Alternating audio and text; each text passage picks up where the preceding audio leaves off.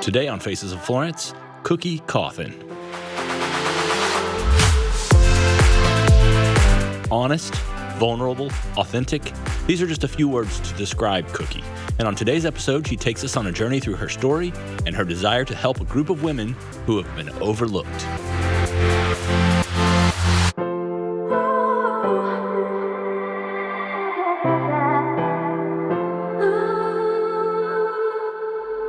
Hey, welcome. We're so glad you found us. Radio Free is a 24-hour Christian mixed radio station broadcasting right here out of Florence, South Carolina. So when you're driving around town, remember to tune it in to 92.5. And if you're outside of the Florence area, you can listen 24 hours a day at radiofree.cc.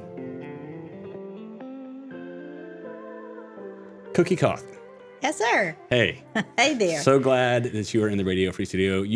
It's no secret that you're a big favorite of ours here. We've enjoyed your work on a number of levels, and you contribute to the Radio Free sound here with your segments, the Tenacious Grace Minute that we play on a regular basis. And we're just fans of your ministry and your words, but we're more than that, fans of your heart. And that's kind of what I want to talk about a little bit today. But before we get started, for people who don't know who you are, will you give us a little bit of your background and kind of what led you to start Tenacious Grace? Yep.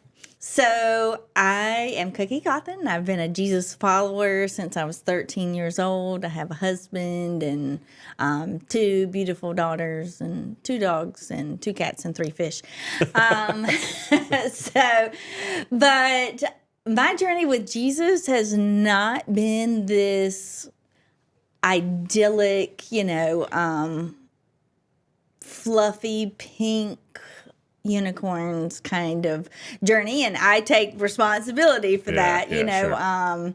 So I have had some periods, especially as a new believer, where I was really working through God's goodness, because some things from my early childhood were not so good. So that's hard to wrestle with and wrestle through and know what your experience is and how to make that jive with what the Bible says and believe that all of it is true. And so I had a little journey working through that.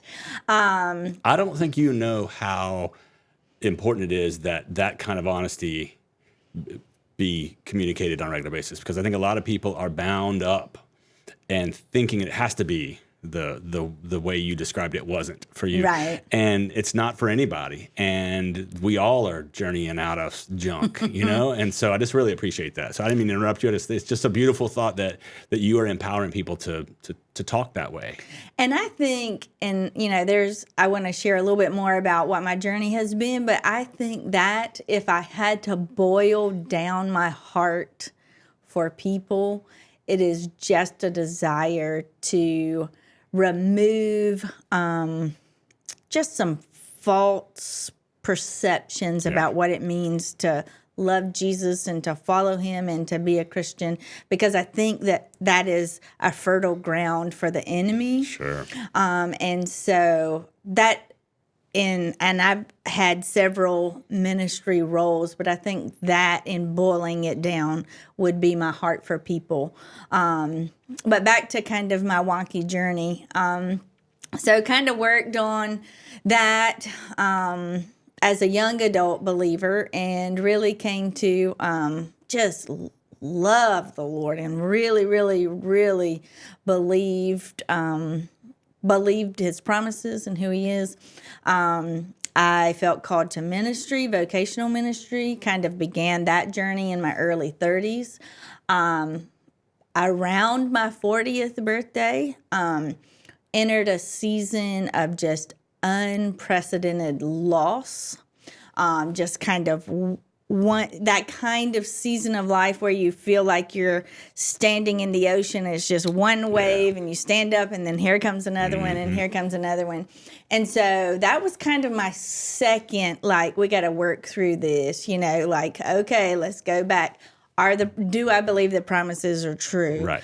Who is God? And I will admit that I had a season that I really was like, I don't feel like you've been faithful to me.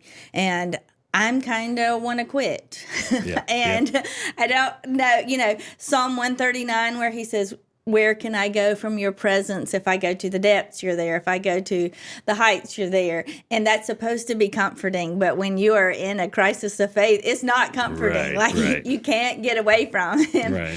But I love that so much about him. And so that would be my second really turning point in my journey with Jesus. And I want to make that point too, because I was in full-time ministry, had been a believer for 25 years, and not just a believer, like loved him, had given my life, but really with that season. And I think a lot of us come to that point where you have to really, really say, regardless of what happens, he is who he says he is. He is faithful, and the promises are true. And out of that is where he changed my heart more than anything, gave me a heart for people, for their pain, for their hurt, and just his tenacious grace, because I was the recipient of that. Right. Tenacious grace is not named tenacious grace because lots of other people need his grace. Right. It is because when I wanted to be done in belief, he was tenacious with me. Mm-hmm. And so out of that, and I'm just grateful. Like, it would maybe seem something that I should be remorseful for that time, but I'm not. I am remorseful for sin that happened in that time, but the way the Lord used that for good, like, I wouldn't give it up to have to give up how I know him now. Yeah. And then, again, another good word, because I think a lot of people misunderstand that process, and everybody's is different. And I certainly don't want to wish struggles on people, but I don't think you can get away with it without having them. And I don't think God, the whole refiner's fire idea sounds good on a coffee cup, but we're talking about fire, Right. and it is hot and it changes things. You're right. And so on the other side of that, you are changed, and that's a beautiful starting point for your pointing yourself towards doing this Tenacious Grace ministry. So let's talk about that. Okay.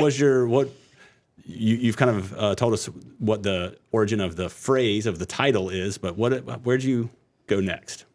Well, as I was I had a period of about 1.5 years of just healing on my, just after that rough period, and really just I'm a wrestler and like to dig in and kind of wrestle through things. And so the Lord and I kind of did that for about 1.5 years of just healing and growing.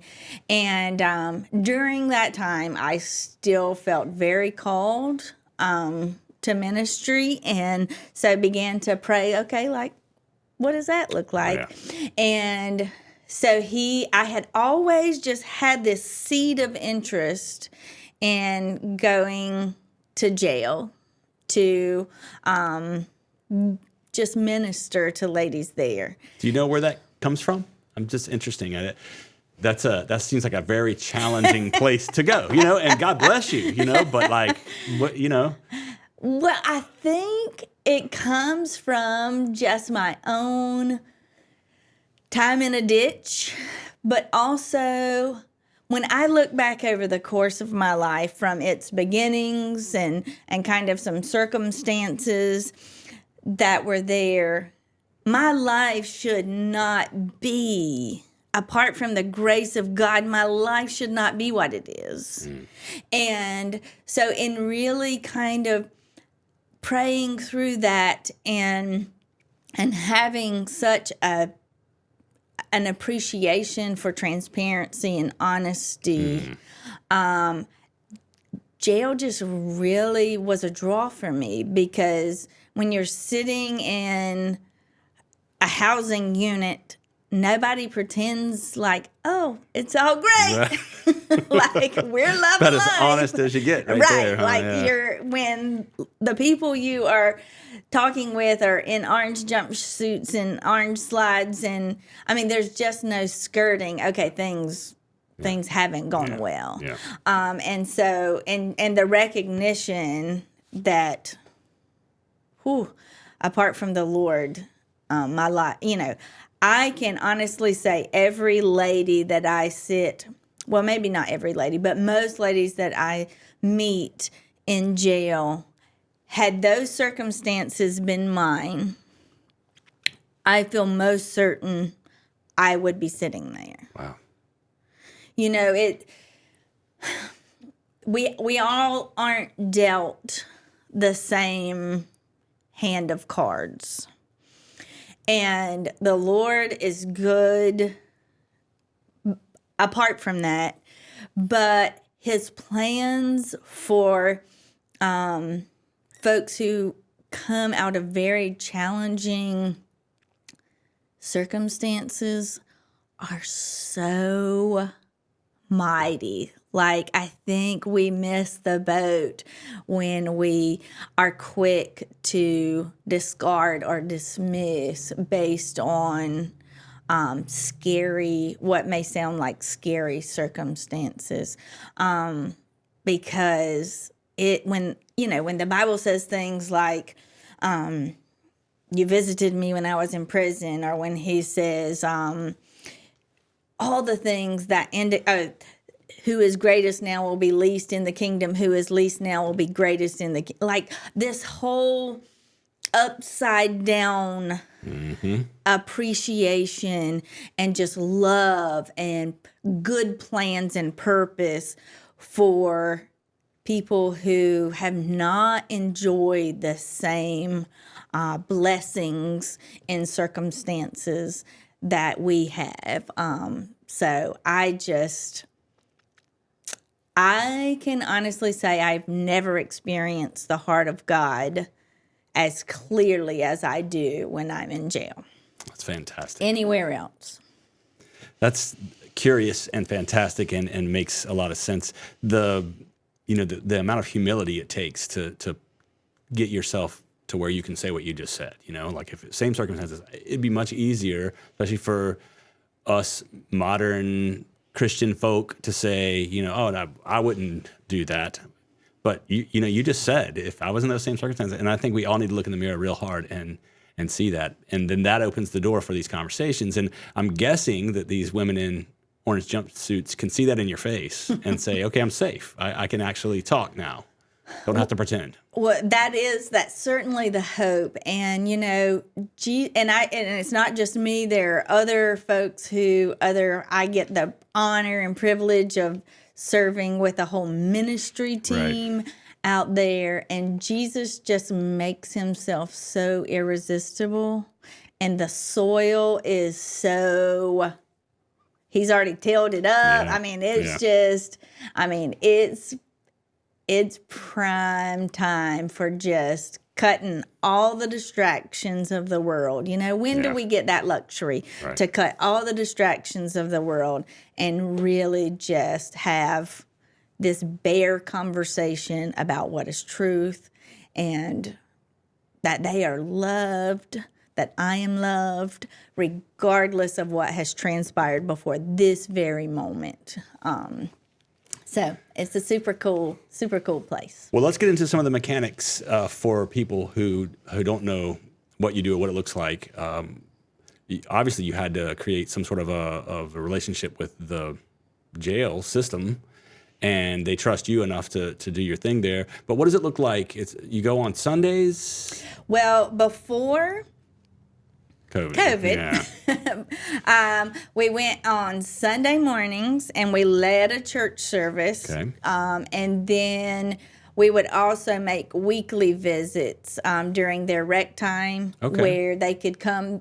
And all of this is voluntary. They choose to come and hang out with us, which is really like heartwarming, because you get 2.5 hours, out of your room, out of your cell in this little block, and to come and hang out with me for an hour and a half and talk about Jesus. That is only the Lord. The Lord being magnetic and irresistible. So yes. So now only because two of us are chaplains. Other ministries are not allowed in right now, still because of COVID. Thankfully, we were named chaplains, two of us, Cherry Jordan and I, last year. So that, Right in the nick of time. I know, has afforded us to continue having access. Now, we did have about 4 months where we couldn't go at all. Right. But now we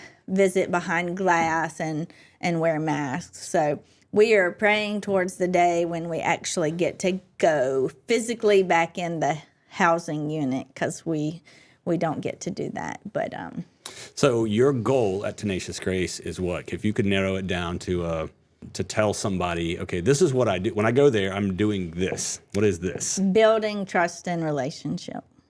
Simple as that. Yep. One of my favorite quotes says, and I can't remember the whole thing, but the nugget in it is that love is the sap of the gospel. And I believe these ladies have had so few people they can trust in their lives. Most of the relationships they have had are destructive.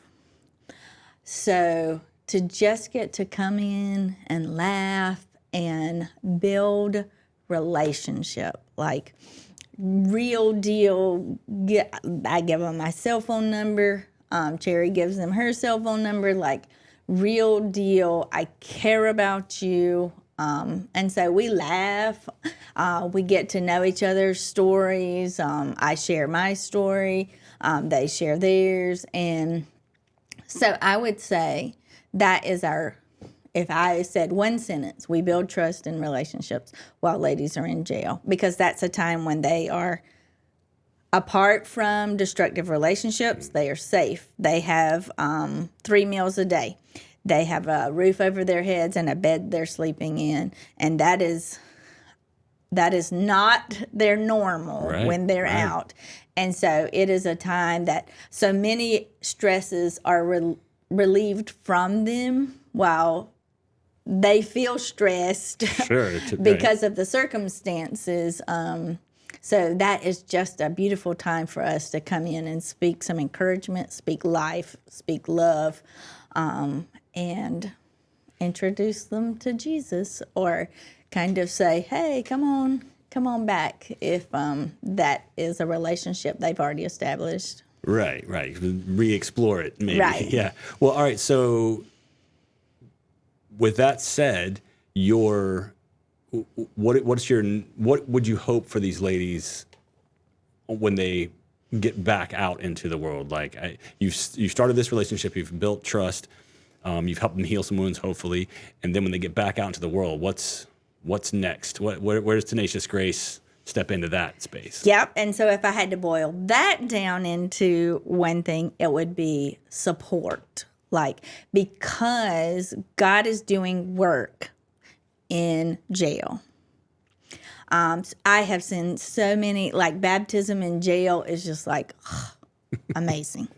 I have seen so many ladies give their lives to Christ, be baptized in jail. But the reality is, and I believe wholeheartedly, that they are as saved as I am.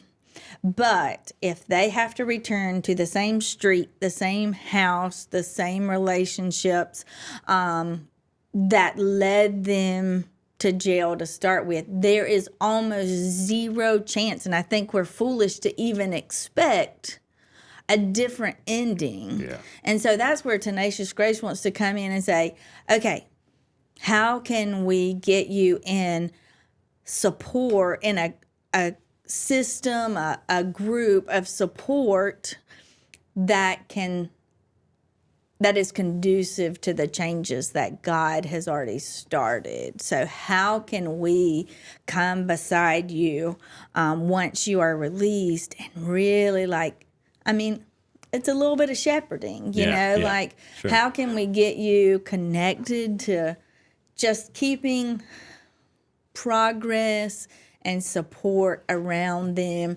so that they have a chance to continue to grow into the women that God made them to be. Because it's like you were saying, in jail, they at least have roof over their head, place to sleep, safety, relatively, food, regular. And when you get back out and suddenly that's gone, you know, it flips the script back. Right. Unfortunately. For most of them, and it is like we don't really tell them, a lot of times we pray that they stay in, especially until we know that something is in place, you know, that's going to help them make a change. Well, I know that you have been working towards a particular way to support these women when they come out, and that is your house that you have just recently. Talk about that. This is exciting. So we have been following the Lord towards a dream called Five Sparrows, which is a home. Not a house, not an institution. Home. Got it. It is physically it's a house. But the vision is a home because many of these ladies have never had a one. Right. home. Right. I can't tell you how many of them sleep on friends' couches and get bumped from here to there, or they're homeless or whatever. So just a home that is warm, and that each of them have their very own bed. And so it will be a 2-year program of support, absolutely free, where medical, dental, counseling, job skills, education, relational skills, nutrition. I mean, the whole gamut. 2 years. 2 years, Wow. free of cost to them. And we are making some amazing partnerships in the community for service providers. We have some of that lined up.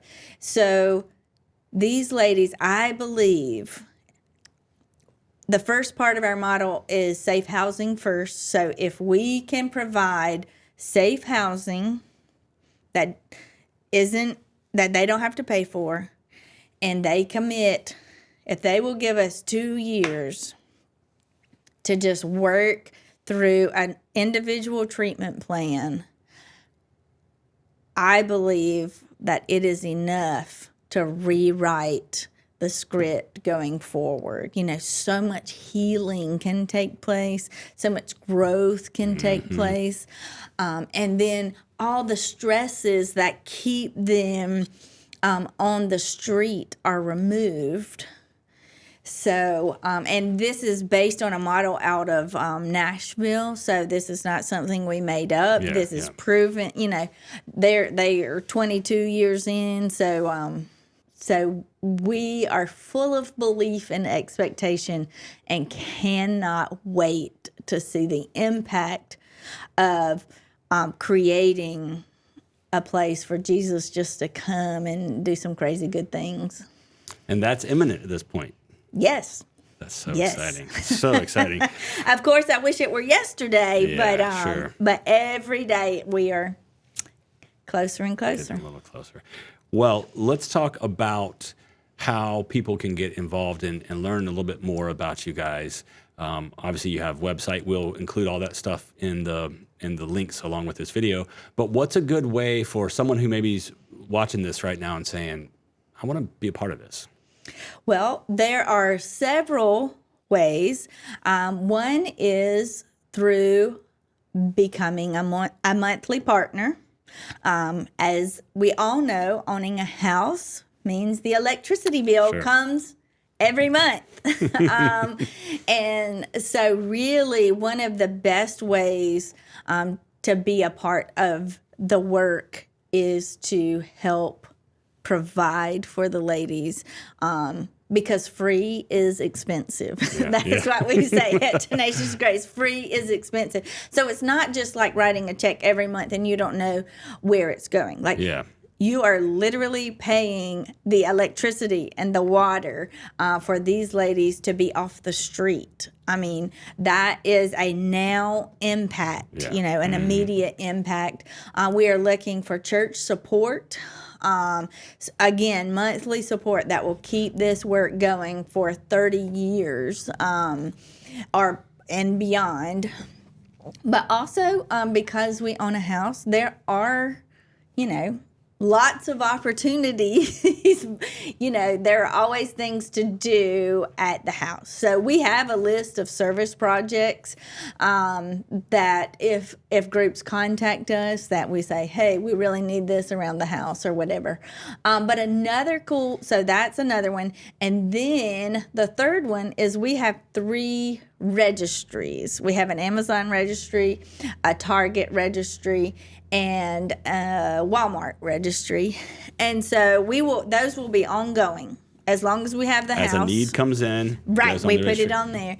So we're even going to have some neat things where you can buy something off the registry in honor of someone, like if it's someone's birthday, and then we'll send them a card that says, for your birthday, so-and-so purchased, a quilt that a lady rescued off the street is going to sleep under. Wow. So lots of things like that. And then our website will keep opportunities to get involved available. So all folks. So the website is sort of the nucleus where you can find all the information. Yeah. Okay. And that and Facebook, probably the 2 places where you can stay most up to date with what's going on and how to be involved. Excellent. Well, the push of this video series, if I could narrow it down to one thing, is to, number one, we've been saying we're called to love our neighbors, but it's hard to love your neighbor effectively if you don't know who they are. Right. So we're going to try to introduce people to neighbors, but also we want to use that connection and that unity to help the community at large. I think it's easy to get in our own little boxes, and we kind of need to know what's going on. So let's talk about that for a minute. What do you think the impact of what you're doing has on Florence as a community?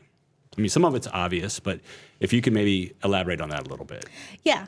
Well, one thing is from a financial standpoint, if you just talk about us as a community, it's expensive when ladies continue to cycle through incarceration. Right. And that happens a lot, correct? Oh, it does. Yeah. It does. And that was where the passion for having a home came from, is after seeing, and so an investment into 2 years in a lady, I believe, has the potential to to really, really lower that recidivism rate in our community. But also, the promise of taking ladies who now currently don't have means for being contributing members of society, right?